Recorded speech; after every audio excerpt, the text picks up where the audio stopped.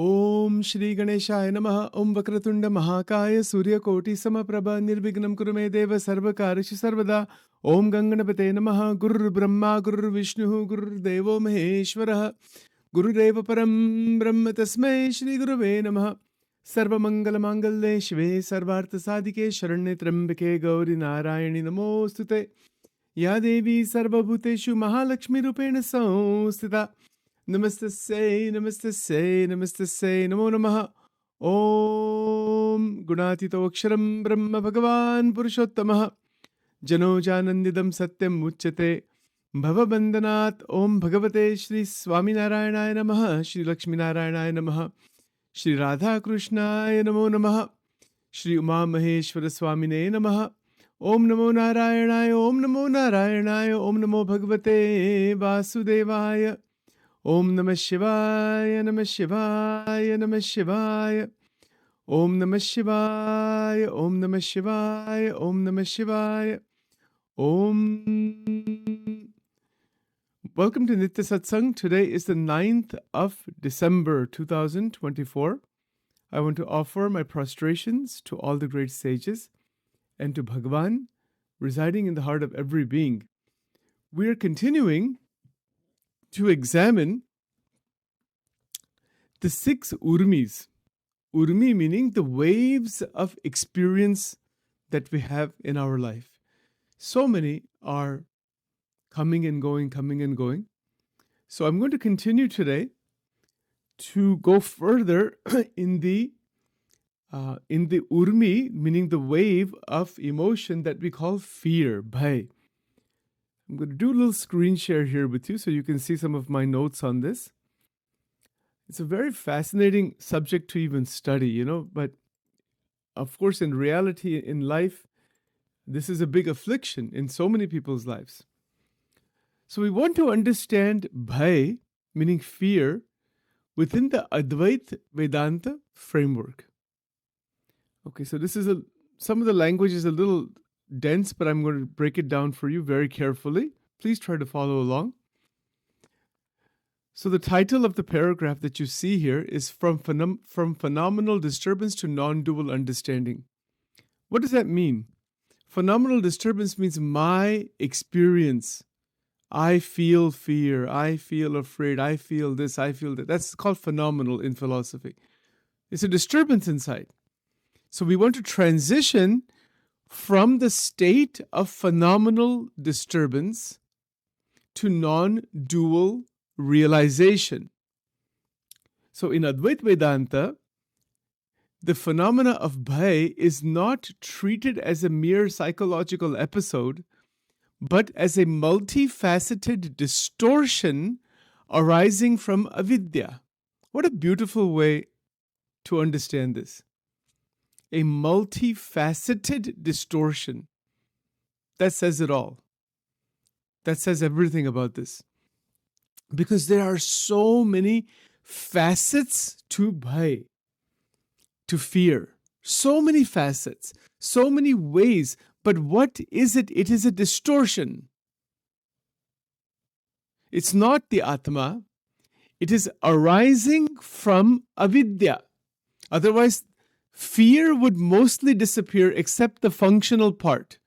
That, like a certain response we have for protection of the body, things like that. Other than that, all of the psychological fear will completely disappear. And that's what we're looking for. So, what is fear?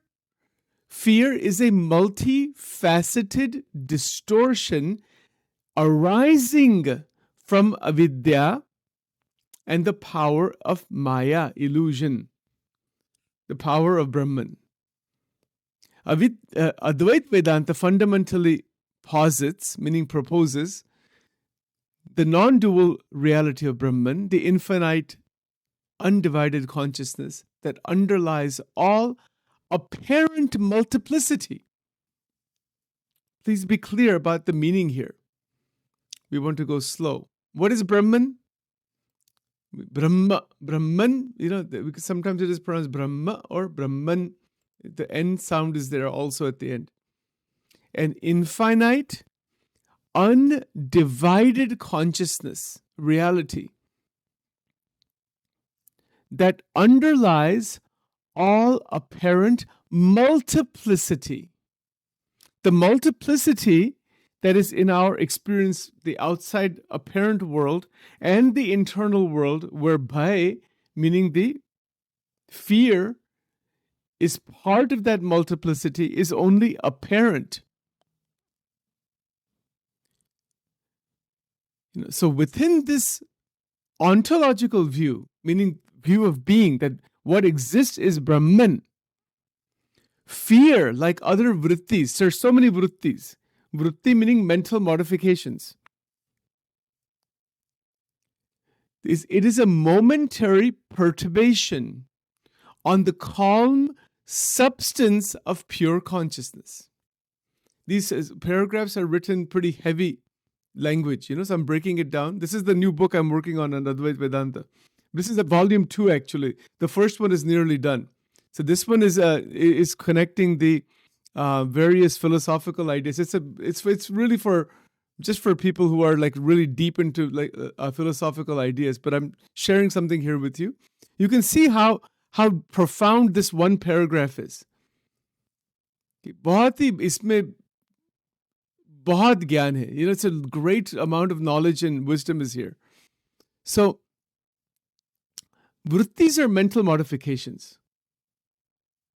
And there is momentary perturbation meaning disturbance, on the calm substance of pure consciousness, calm substrate of pure consciousness. The conceptualization of fear as an Urmi operating within the domain of Maya allows us to understand its impermanence, fluid nature, and its ultimate reality when measured against the non-dual self. The conceptualization of fear, because that's a concept also. It's a concept in our minds. This is a concept that has come from thousands of years back, that it's a concept based on their experience that we're giving language to, and we're calling it bhaya or fear, like this. It's a conceptualization. So the conceptualization of fear as an Urmi, that fear is conceptualized, is thought over about. It is described as an Urmi, as a wave, which is operating within the domain of Maya. Amazing, absolutely tremendous. These Urmis are operating within the domain of Maya, allowing us to understand its impermanence. So the wisdom comes, the Jnana comes, that the Bhaya is also impermanent. Don't get so overwhelmed by that. You can see in here, as we probe this, there is so much great guidance given. The guidance is when we contemplate that things are impermanent. The Bhaya, sometimes it comes, if it happens, it will subside. Be steady. Keep the attention, the vritti, on Brahman. That I am that Brahman, that is the Mahavakyam. I am not this small being with these waves, these vrittis, and everything that is coming and going. This is just an experience out of Maya. These are mental modifications. That's not me. What is not me and what I am. Now, this is where this gets really, really interesting. It gets interesting in the sense that we want to be in that dimension of absolute freedom from the binding of the Urmis. Binding of Bhaya, Shok, Moha, all these things that we've been saying. We don't want all this thing inside our system. We want Jivan Mukti, we want liberation, we want Ananda. We want to realize that. So, of course, there is a direct one-step solution, and then there's a very long-winded solution. the long-winded solution is to keep analyzing where that bhaya comes from, go to counselors, therapists, do all that kind of stuff. Long-winded, keep writing in workbooks and writing journaling and good stuff. All karo, karna chahiye. We do it also in our Angel Wing program, other programs. We do all these things. There's a long-winded solution to go beyond all of this. And Advaita Vedanta provides a one-step solution. It provides literally one-step solution. That I am not these vrittis. ये वृत्ति मैं हूं ही नहीं. तो क्या प्रश्न है इसमें? मैं इसका दृष्टा हूं. वेदरस, भगवान Swaminarayan. In Vedas, the very first paragraph, very first line of the second paragraph, after the salutation is done, Maharaj says that I am the drashta. He's talking about Advaita Vedanta there. I'm the watcher of the mind, of the vrittis. I'm not the mind at all. The mind is just a wave. It comes and goes. So many things come and go. So many experiences come and go. In a broader sense, all manovritti, mansik vritti, comes and goes. They're like literally like waves. They come and go, come and go, come and go. So the direct liberation is available in the present as we are sitting for dhyan. And what is the Advaitic dhyan? मैं ब्रह्म हूं, मैं दिव्य हूं, मैं आनंद हूं, मैं सच्चिदानंद हूं, मैं असंग हूं. This is called Atmanishta. It is still a mental activity to say these things. But when we say it with conviction and feel it with conviction, that is called solid Atmanishta. Nishta means belief. It's still a belief that I am the Brahman, I am pure consciousness, I am free from these vrittis. I have nothing to do with these vritti. Meri hai, main vritti rahe. Vritti is not me. This bhaya is not me. But you know what happens, right? When the experience comes about, we get completely absorbed inside that. Okay. But a stage will come when our internal Shakti is evolved to such an extent where the unending stability, the unending substratum, the pure consciousness, as it reveals itself in the revelation, is called the transition from Atmanishta, to the Anubhav of the Atma. Aparoksha Anubhuti. It's the experience of the Atma. The word experience is not the right word really, but it's the revelation of the Atma. The Atma reveals that I am this. There's an incident in Vachanamrut that is described in Garada Pratham 25. Shriji Maharaj, meaning Bhagwan Swaminarayan, unke bahut bhakta the. And there were many female devotees also, there, Sankhya yogis and all, quite a few at that time. They're still there in some sects, it's different sects of Swaminarayan Sampradaya. Devotees meaning like renunciate devotees. So there was one devotee, her name was called Ladiki Bai, Gujarati name. Last name Bhatt, B-H-A-T-T, Bhatt or something like that is a last name. And she was Samadhi Nishta. She used to go into Samadhi, this Yog Samadhi. And at one point, she went into Samadhi and she saw this massive, intense light. And then she started to scream, I'm burning, I'm burning, I'm burning. Maharaj said to her, you are not burning, that is who you are. You are that intense luminosity. Then by the grace of the spiritual master, he says, you sit in Samadhi again, and I'm going to work, he because he's an enlightened being, he has that power to place people in Samadhi. So he put her in Samadhi. He says, I will now take you to the Muladhara Chakra. So then he said to her, you go into the Muladhara Chakra, waha Ganesh ji ka sthan hai. Go into that place and see the Atma from there. This is written in Garada Pratham 25, Vachanamrut. Kya amazing baat hai ye sab. And this actually is an actual incident like this. So she went inside there, and Shriji Maharaj said, even for those who have samadhi, who are so evolved and they are able to go into samadhi, even for them, this Atmanishta is necessary. That I am the Brahman, I am the Atma, I am not this physical body and this mind and all. This is just only a wave on the ocean. That's not who you are. And when we go into samadhi, when the mind dives into samadhi, because it's so deeply purified, right now I'm talking about yog samadhi, where the break happens into the turiyam avastha, one like Ramakrishna Paramahansa going into the samadhi, that kind of thing we're talking about. When a person goes into samadhi, they have transcendental experiences of all kinds.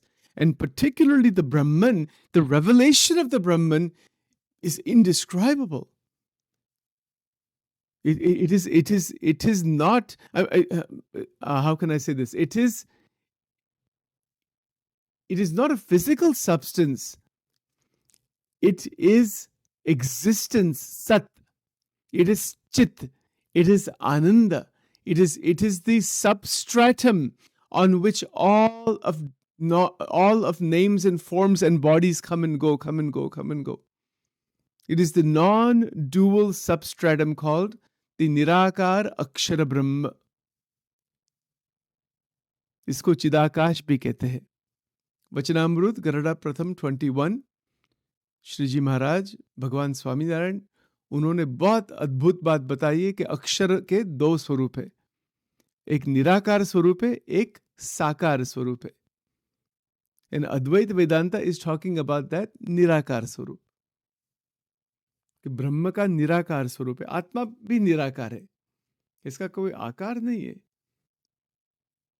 So when the Atma and the Brahman are one, that is where Advaita Vedanta stops. Acharyas who came after Shankaracharya ji said that is not the end. That is just the beginning of the Lord. But that we will save that for another time. So let's stop here for now. It's very beautiful. Just one more point before we stop. The direct path is a continual awareness through Guru Krupa, Bhagavad Krupa, Bhagavad Darshan, that I am an unlimited being. I don't have any limitation. The bodies come and go. Mind, thoughts come and go. Feelings come and go. Experiences come and go. Urmis come and go. इसके साथ कुछ लेना देना नहीं. Functionally, yes. As needed to survive in the world, Vyavaharika Satyam, Vyavaharika level, yes. Up to that point only, that's it. और कुछ नहीं इसमें. इसमें क्या? And when we have this, when we are living with that tenacity, with that vision, with that bhav, with that nishta, then vairagya and jnana are going to lift the bird, the mumuksha, to the height of spirituality. Vairagya and jnana are the two wings that are going to lift the mumukshu. And then it's like the bird that is flying super high. I've seen some of those, I've said this before. You see some of those birds flying really high. They look so tiny.